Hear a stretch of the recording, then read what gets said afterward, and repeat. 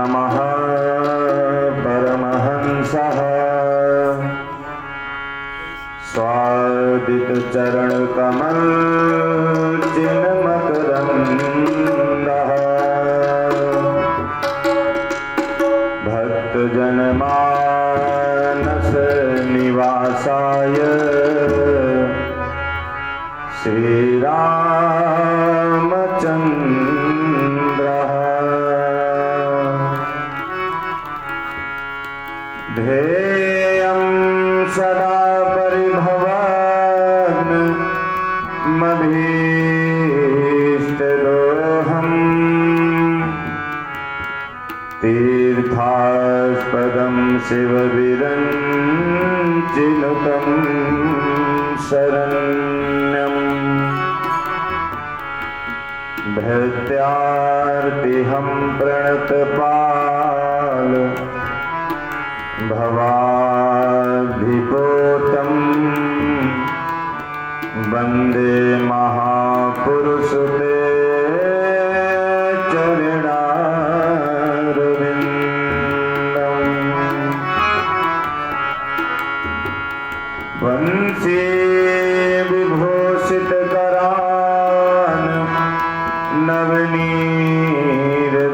नवनीरदाभात्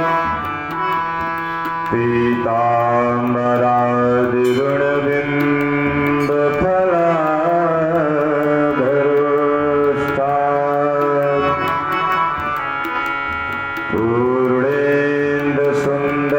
पूर्णेन्दुसुन्दरमुखात्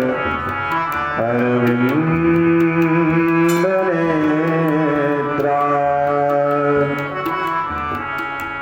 कृष्णात् परं किमपि त्वमहं न जाने नारायणं नमस्कृत्यं नरं चैव नरोत्तमं देवीं सरस्वतीं व्यासं ततो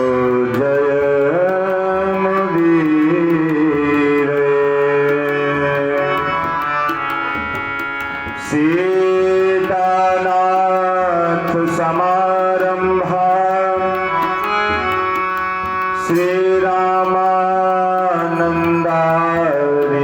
श्रीरामानन्दारिमध्यमा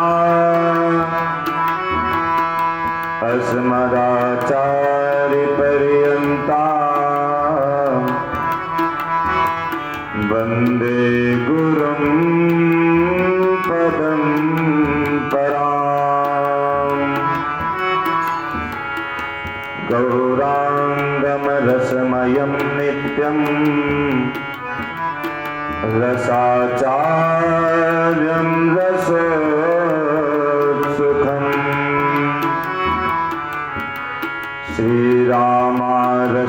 श्रीरामारसणदेवाख्यं श्री सद्गुरु प्रणमाम्यहम् जय जय श्री राधारमण जय जय नवल किशोर जय गोपी चितचोर प्रभु जय जय माखन चोर राम कथा के रसिक तुम गुनागार मति धीर आय सुवासन लेहु प्रभु तेज पुंज कपिवीर बोलिए श्रीमद्भागवत महापुराण की जय श्री वेद व्यास भगवान की जय श्री सुखदेव जी महाराज की जय श्री गंगा मैया की जय।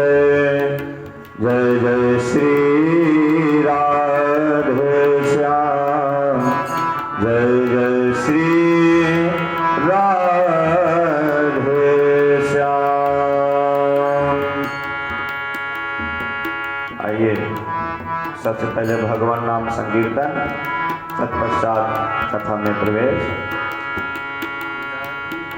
जय जय राधा रमन हरि बोल, जय जय राधा रमन हरि बोल, जय जय राधा रमन हरि बोल, जय जय राधा रमन हरि बोल, जय जय राधा रमन हरि बोल, जय जय राधा रमन हरि बोल, जय जय राधा रमन हरि बोल, जय जय राधा रमन हरि बोल। प्यारे गोविंद माधव राधे राधे बोल, प्यारे गोविंद माधव राधे राधे बोल, प्यारे गोविंद माधव राधे राधे बोल, प्यारे गोविंद माधव राधे राधे बोल, राधे बोल, राधे बोल, राधे बोल, राधे बोल, राधे बोल, राधे बोल, जय जय राधा रमण हरि बोल,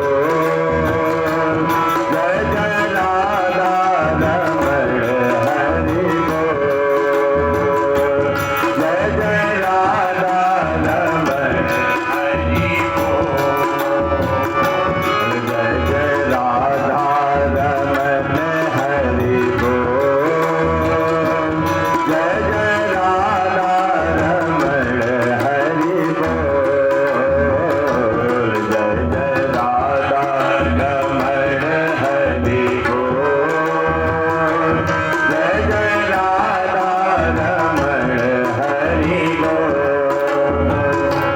प्यारे गोविंद माधव राधे राधे बोल, प्यारे गोविंद माधव राधे राधे बोल, राधे बोल, राधे बोल, राधे बोल, राधे बोल, राधे बोल, राधे बोल, जय जय राधा रमण हरि बोल, जय जय राधा रमण हरि बोल, जय जय राधा रमण हरि बोल,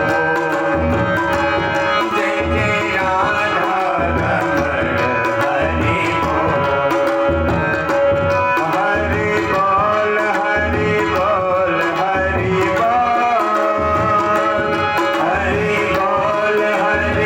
बोल, हरि बोल, हरि बोल, हरि बोल, हरि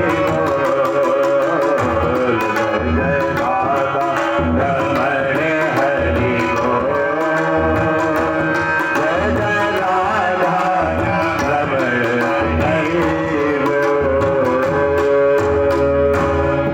वृंदावन बिहारी लाल की जय, जुगल जोड़ी सरकार की जय।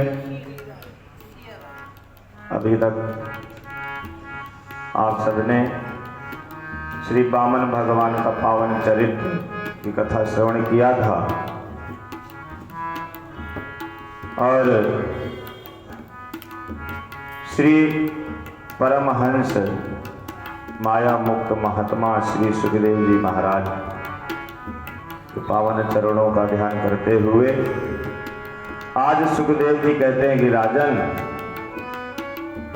इस प्रकार से विविध मनवंतरों में भगवान का जन्म हुआ करता है, भगवान का अवतार होता है।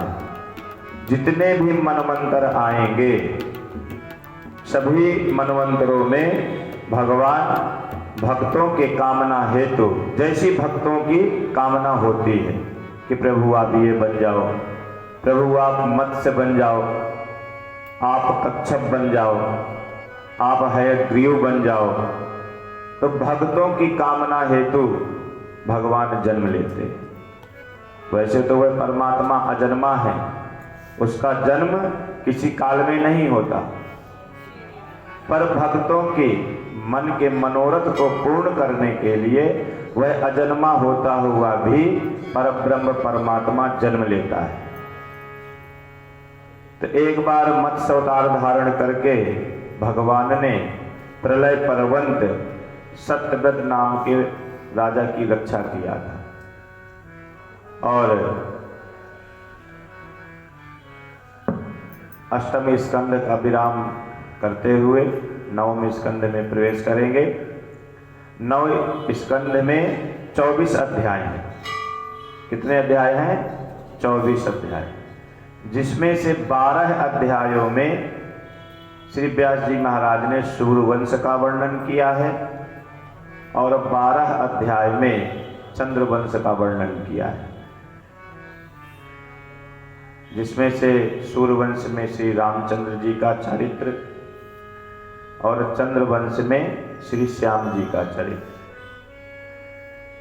तो राम जी का चरित्र है बड़ा पावन निर्मल, और श्री श्याम जी का जो चरित्र है बड़ा ही विचित्र है।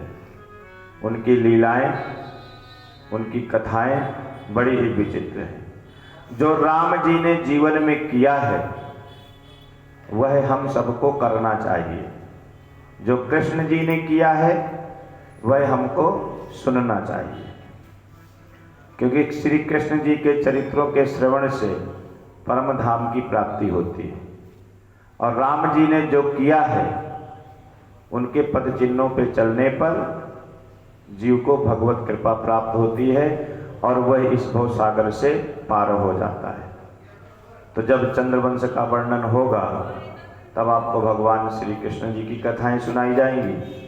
अब सूर्यवंश का वर्णन है तो श्री रामचंद्र जी के चरित्र आपको सुनाए जाएंगे, और श्री राम जी का प्रकाट जो हुआ था अयोध्या में हुआ था, यह जो अयोध्या गए होंगे भगवान के मंदिर का दर्शन भी किया होगा, और जितने भी सूर्यवंशी राजा थे ये अयोध्या में ही राजा बनते थे। तो पहले एक भजन के द्वारा अयोध्या को प्रणाम करते हैं, अयोध्या नगरी को, और भगवान के पावन चरणों का ध्यान करते हुए सूर्यवंश में प्रवेश करेंगे। बोल श्री रामचंद्र महाराज की जय। अरे सीताराम जी की प्यारी रजधानी लागे, रजधानी लागे, मोहे मीठो मीठो सरयू जी को पानी लागे। सीता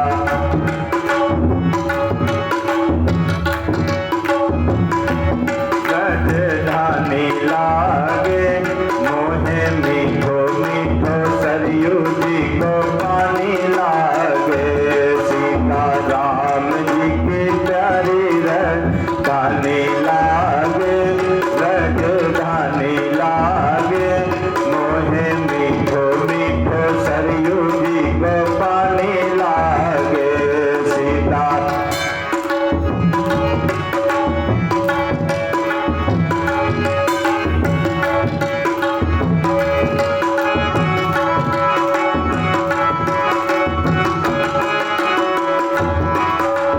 धन कौशला धन के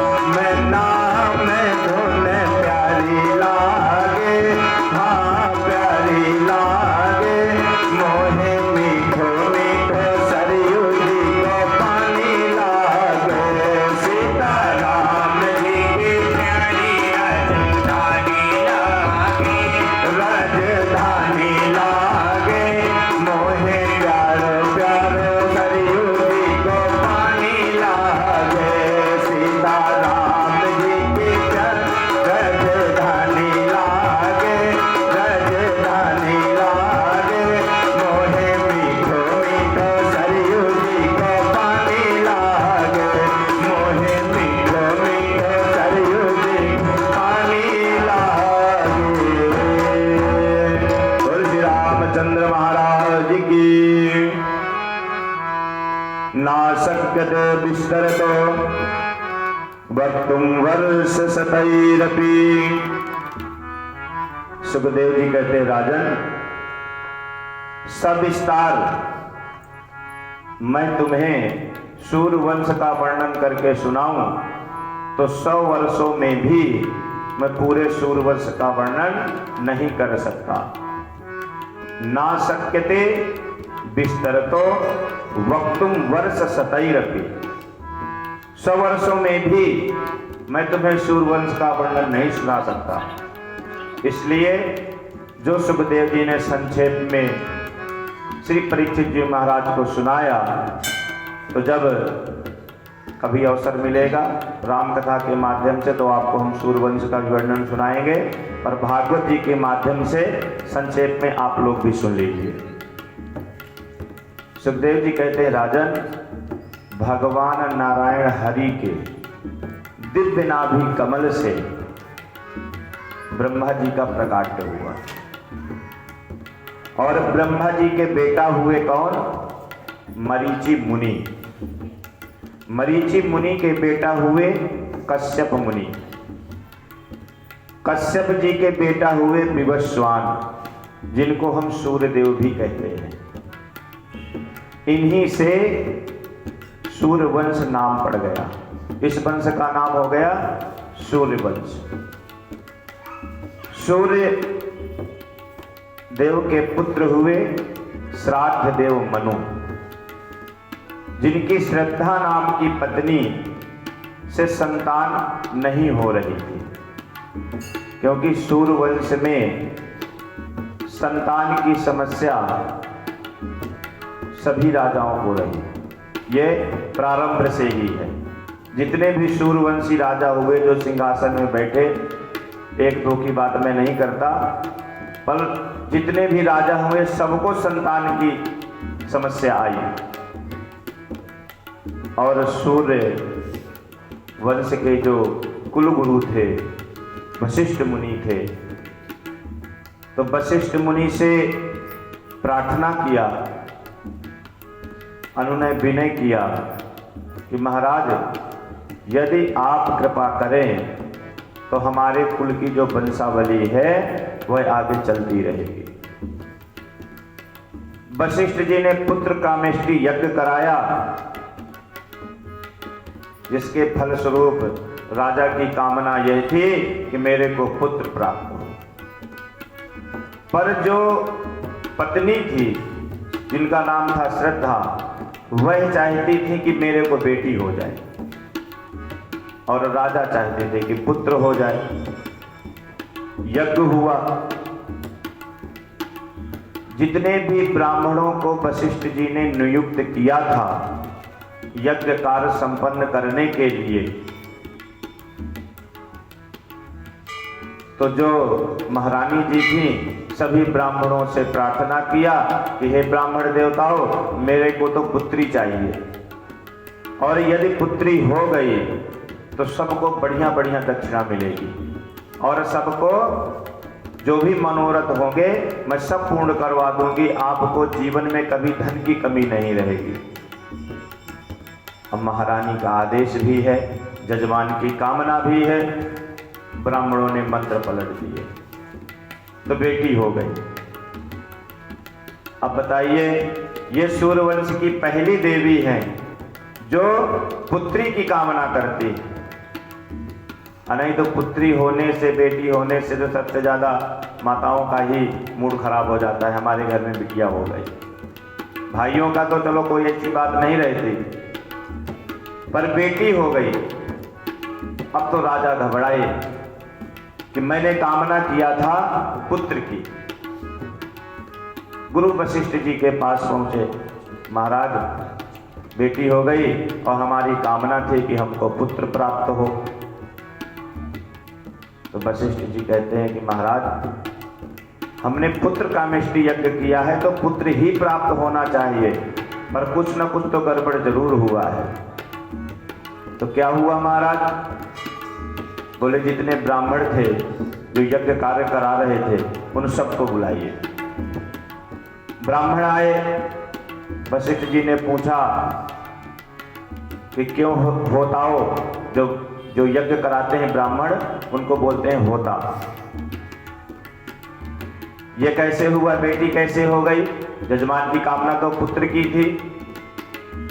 ब्राह्मणों ने हाथ जोड़ा वशिष्ठ जी के कि वशिष्ठ जी महाराज, हम तो पुत्र के लिए ही यज्ञ कर रहे थे, पर महारानी जी ने हमें पुत्री के लिए प्रेरित किया और बोले बहुत बढ़िया दक्षिणा दिलवाऊंगी, और यदि पुत्र हो गया तो सबकी दक्षिणा कटवा दूंगी।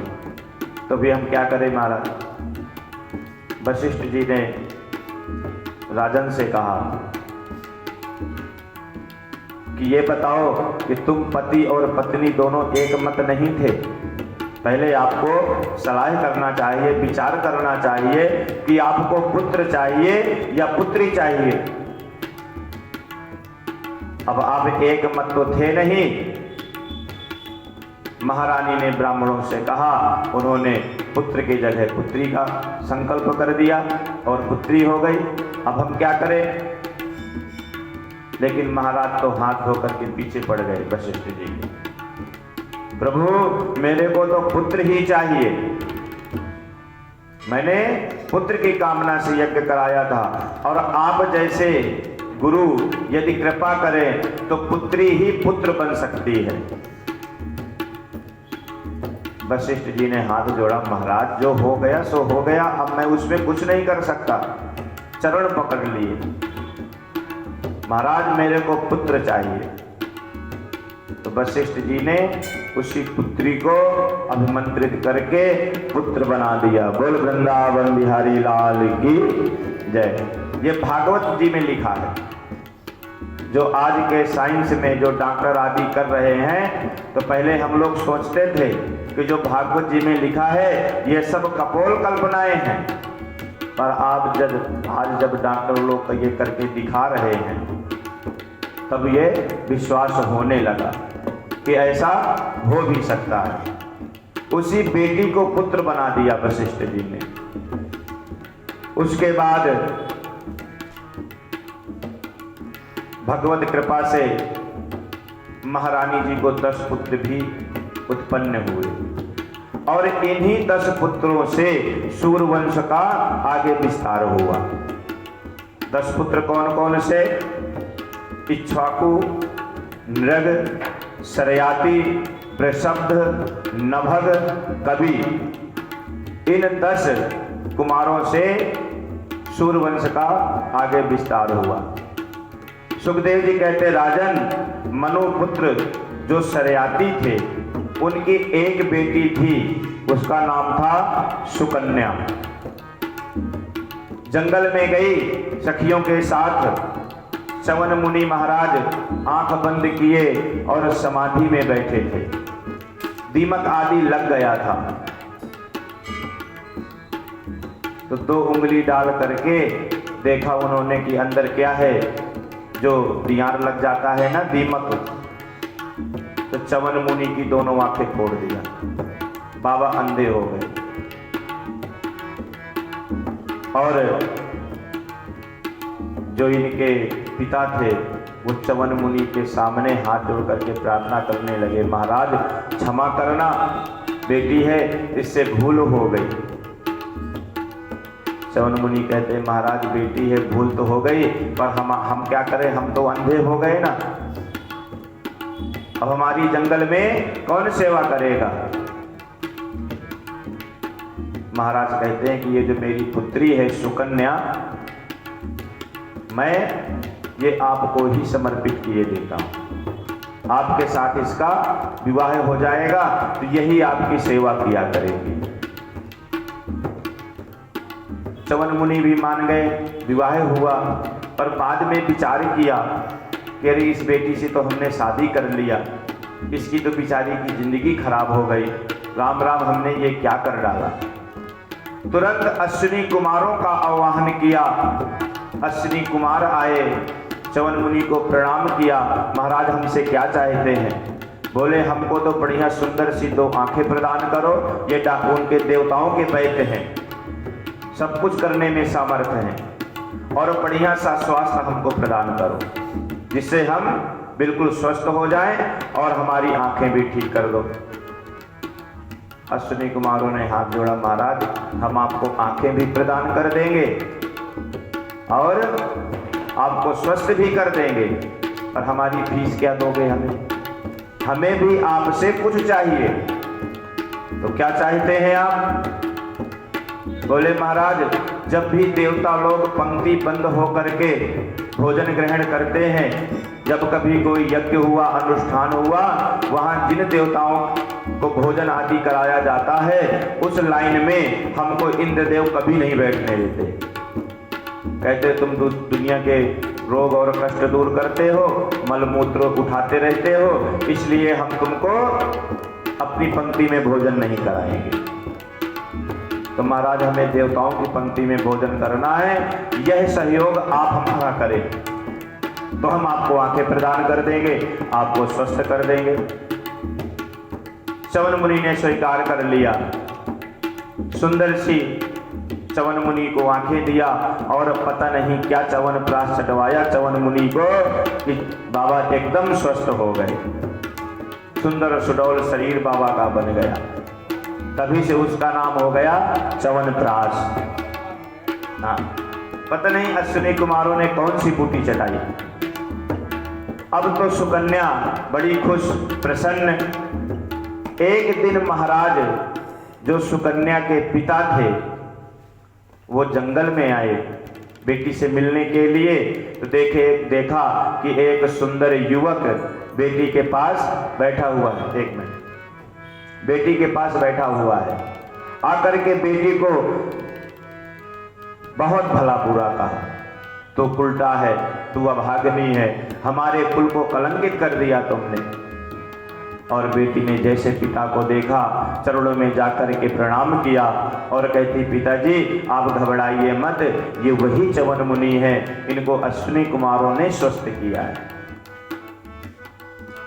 अब तो पिताजी भी प्रसन्न हो गए और जब प्रसन्न हुए च्यवन मुनि को प्रणाम किया। च्यवन मुनि कहते हैं राजन अब आपको एक यज्ञ करवाना है। क्या करना है? इसी खुशी में कि हम स्वस्थ हो गए हैं, हमारी आंखें ठीक हो गई हैं, तो आप इस खुशी में एक यज्ञ का आयोजन करिए। तो राजन के यहाँ देर किस बात की, यज्ञ का आयोजन हो गया। यज्ञ में सभी देवी देवताओं को भी बुलाया गया और जैसे ही उस पंक्ति में अश्विनी कुमारों को बैठे इंद्र ने देखा तो वज्र लेकर के अश्विनी कुमारों को मारने के लिए दौड़ा, प्रहार करने लगा। च्यवन मुनि ने अपने कमंडल से चल लिया, आमंत्रित करके इंद्रदेव पर छोड़ दिया। तो जैसे ही हाथ उठाया था वही हाथ रुक गया। अब हाथ ना हिल रहा है और ना डुल रहा है। इंद्र ने सोचा कि मेरा हाथ चल क्यों नहीं रहा, किसने किया मेरे हाथ का ये हाल? च्यवन मुनि महाराज ने कहा मैंने किया। आज से ये अश्विनी कुमार आपकी पंक्ति में ही नहीं, ये दोनों अश्विनी कुमार आपके साथ बैठ करके ही भोजन करेंगे। आप मुझे यह वचन दो तब मैं आपका हाथ ठीक कर दूंगा। तो इंद्रदेव घबराए, बोले महाराज आप हमारा हाथ ठीक कर दो, मैं आपको वचन देता हूं कि ये मेरे साथ ही बैठ करके भोजन किया करेंगे। बोलो राधे राधे। वचन दिया, इंद्रदेव को ठीक किया और तब जाकर के च्यवन मुनि ने, तब से बेचारे अश्विनी कुमारों को देवताओं की पंक्ति में भोजन प्राप्त होने लगा। इन्हीं श्राद्ध देव मनु के वंश में राजा हुए रेवत जी। रेवत जी, इनकी पुत्री का नाम था रेवती। क्या नाम था? रेवती नाम था। इनकी जो पुत्री रेवती थी बड़ी सुंदर सुशील। तो इनके मन में ये विचार था कि मेरी पुत्री जितनी सुंदर है, जैसी सुशील है, इसी के अनुरूप इसको वर भी मिलना चाहिए। दुनिया के राजाओं को, राजकुमारों को ढूंढ डाला पर पुत्री के लिए कोई सुयोग्य वर नहीं मिला। पूरी लिस्ट बनाई रेवत जी ने और पहुंच गए सीधे ब्रह्मलोक। ब्रह्मा जी से प्रार्थना किया, लिस्ट दिखाई, महाराज इतने इतने ढूंढ डाले पर अभी तक मुझे मेरी पुत्री के लिए कोई बढ़िया वर नहीं मिला। तो ब्रह्मा जी हाथ जोड़ के हंसने लगे, अरे राजन, तुम जितने सेकंड यहाँ रहे हो इतने में तो पृथ्वी लोक के मृत्यु लोक के युग बीत गए। तुमको पता भी है कि मेरे यहाँ जब 1 सेकंड होता है तो तुम्हारे पृथ्वी लोक में 1,00,000 वर्ष बीत जाते हैं। तो महाराज मैं क्या करूं? बोले अभी तुरंत भगो यहाँ से, द्वापर युग आने वाला है, शेष अवतार भगवान बलराम पधारने वाले हैं, उन्हीं को अपनी बेटी सौंप देना। वहां से दौड़े दौड़े आए। जब तक पृथ्वी लोक में द्वापर प्रारंभ हो गया था तो बलराम जी को अपनी पुत्री सौंप करके अजब भावर पड़ने लगी, क्योंकि सतयुग में, ये सतयुग के राजा हैं, सतयुग में 21 हाथ के पुरुष होते थे और द्वापर में 7 हाथ के होते थे। तब राजा और राजकुमारी सबसे अलग थलग दिखाई पड़ते थे, लंबे चौड़े। सब लोग बलराम जी का मजाक उड़ाने लगे कि दाऊजी बढ़िया जोड़ी मिली है, 7 हाथ का दूल्हा और 21 हाथ की दुल्हन। कृष्ण जी भी बलराम जी का मजाक उड़ा रहे हैं। उन्होंने सोचा कि ये कृष्ण मेरा भाई बड़ा नटखट है, ये मेरे को हमेशा इसी तरह छेड़ता रहेगा। तो बलराम जी ने अपना हल मूसल लिया और रेवती जी के कंधे पे रख करके ऐसा झटका मारा कि 21 हाथ की रेवती जी सीधे 7 हाथ पर आकर के रुकी। बोल श्री कृष्ण बलदेव की जय हो। तब से रेवती जी बेचारी इतनी घबरा गई कि चाहे जिस मंदिर में जाओ आपको जुगल जोड़ी सरकार के दर्शन होंगे, श्री सीताराम जी के, राधे श्याम जी के, गौरी शंकर जी के, लक्ष्मी नारायण जी के। पर बलराम जी जहाँ भी होंगे तो अलग थलग खड़े होंगे और जो है हल मूसलताने, रेवती जी का कहीं कोई अता पता नहीं होगा। अगर होगा भी तो बेचारी कहीं कोने में बैठी होगी। ऐसे विवाह संपन्न हुआ हमारे बलराम जी का। और सरयाती जी के जो दूसरे भाई थे, नाम था नभग, तो नभग के बेटा हुए नाभाग, नाभाग के बेटा हुए परम वैष्णव महाराजा अम्बरीश। सूर्यवंश के बड़े ही प्रतापी राजा थे ये। अम्बरीश बड़े भक्त थे और भगवान की 4 पहर 8 याम पूजा किया करते थे। माने कि 24 के 24 घंटे भगवान को ही समर्पण कर दिया था। अब बताइए, किसी को कोई छोटा मोटा पद भी मिल जाए, क्या करें महाराज, पूजा करने की तो फुर्सत ही नहीं होती।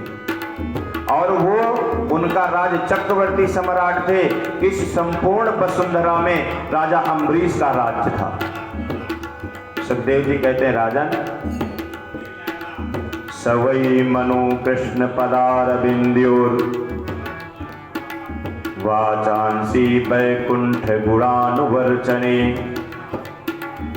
करो हरेर मंदिर मार्जनादिषु श्रुति चकाराच्युत कथोद्यते। 24 घंटे मंदिर में झाड़ू पोछा स्वयं अपने हाथ से लगाते हैं राजा अम्बरीश। और कदाचित थोड़ा सा समय मिल गया तो भगवान के गुणानुवाद सुनते हैं, भगवान की कथा सुनते हैं। तो भगवान ने एक दिन कहा राजा अम्बरीश से कि तुम संपूर्ण समय मुझे प्रदान कर देते हो, तुम्हारे राज्य की रक्षा कौन करता है? बोले महाराज, जो आपका हो गया उसको डरने की क्या आवश्यकता है, आप ही मेरे राज्य की रक्षा करेंगे, मुझे यह विश्वास है। और अम्बरीश के ये वचन सुन करके भगवान ने अपना सुदर्शन चक्र उसके राज्य में छोड़ दिया जो अम्बरीश की रक्षा करता था। क्योंकि भगवान का तो वचन है कि जो कोई मुझको अपना समर्पण कर देता है, आत्मनिवेदन कर देता है, उसका योगक्षेम मैं सब वहन करता हूं। भगवान का वचन है कि मेरे लिए एक पग जो चलता है उसके लिए मैं 10 पग चलता हूं। जो मेरे लिए 10 पग चलता है उसके लिए मैं 60 कदम आगे बढ़ के उसका स्वागत करता हूं। राजा अम्बरीश ने अपना समर्पण भगवान में कर रखा है, तो भगवान ने अपना सुदर्शन ही उसके राज्य में छोड़ दिया कि अम्बरीश की रक्षा करना। क्यों? क्योंकि भगवान में उनका समर्पण है। समर्पण वाले मंत्र हम और आप ही बोलते हैं। तुमेव माता च पिता तुमेव बंधु च सखा तुमेव, पर लेकिन हम बोलते हैं, मन में वह स्थिति नहीं है। क्योंकि घर जाते ही नून तेल लकड़ी का चक्कर में फिर से हम फंस जाते हैं। लेकिन आत्मा से जिसने भगवान में अपना समर्पण कर दिया है, कैसे? अरे जहां ले